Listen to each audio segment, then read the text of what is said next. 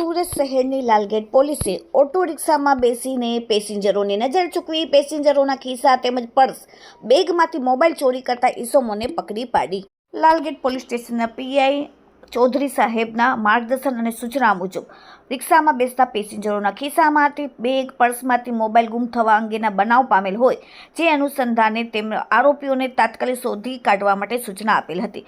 જે સૂચનાને અનુસંધાને લાલગેટ પોલીસ સ્ટેશનના એએસઆઈ મોહસિન હુસૈન સૈયદને અંગત બાતમીના આધારે હકીકત મળેલ કે વિઠ્ઠલવાડી પટેલ મોલ ફાયદા બજાર રોડ પાસે એક રિક્ષા જેનો રજિસ્ટર નંબર GJ05BT 6483માં બે ઈસમો છે જેમણે ઘણા વિસ્તારોમાં સુરત શહેરમાંથી મોબાઈલ ચોરી કરેલ છે અને મોબાઈલ વેચવા માટે આવેલ છે।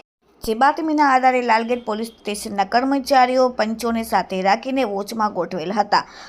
જેવી રીતે રિક્ષા આવતા તેને કોર્ડન કરીને તેમની પૂછપરછ કરતા આરોપી એક ફારૂક હારૂનભાઈ શેખ ધંધો છૂટક મજૂરીનો રહેવાસી મલબારી સાહેબનો ટેકરો નવસારી બજાર પુતલી સલાબતપુરા સુરત અને બે ખોઝેમ ફકરુદ્દીન વોરા રહેવાસી ચોથા માળે યાહિયા એપાર્ટમેન્ટ રુસ્તમપુરા પોલીસ ચોકીની સામે સલાબતપુરા વાળાને પકડીને તેની રિક્ષા ચેક કરતા રિક્ષામાંથી અલગ અલગ કંપનીના મોબાઈલ ફોન 29 જેની કિંમત રૂપિયા આશરે 80,000 સાથે ઓટો રિક્ષા મળીને કુલ મુદ્દામાલ લાલગેટ પોલીસે 1,50,000નો જપ્ત કરીને કાયદેસરની કાર્યવાહી કરી।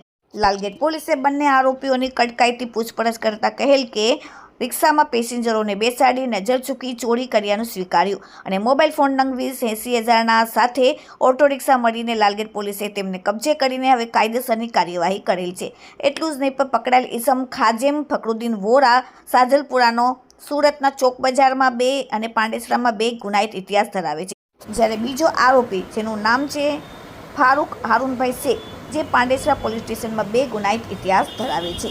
Bureau report daily India TV Surat.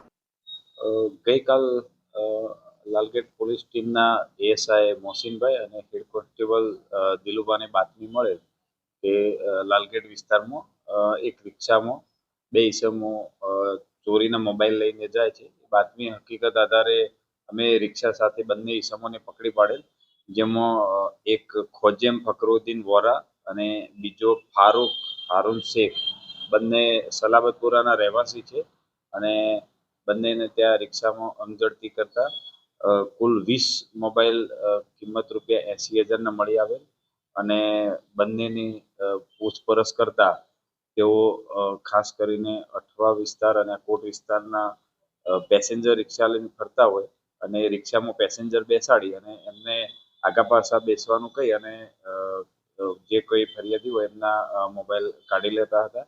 એ રીતના કુલ 20 મોબાઈલ એમની પાસેથી હાલ કબજે કરવામાં આવેલ છે। બંને ઈસમો અગાઉ પણ ગુનાઓમાં પકડેલ છે, જેમાં ખોજેમ અગાઉ ચોક બજાર અને પાંડેસરાના કુલ 4 ચોરીના ગુનાઓમાં પકડાયેલ છે। ફારૂક અગાઉ પાંડેસરાના 2 ગુનાઓમાં ધરપકડ કરાયેલ છે અને પાસામાં પણ જઈ આવેલ છે। હાલમાં બંને ઈસમોની અટકાયત કરી અને આગળની તપાસની કાર્યવાહી ચાલુ છે।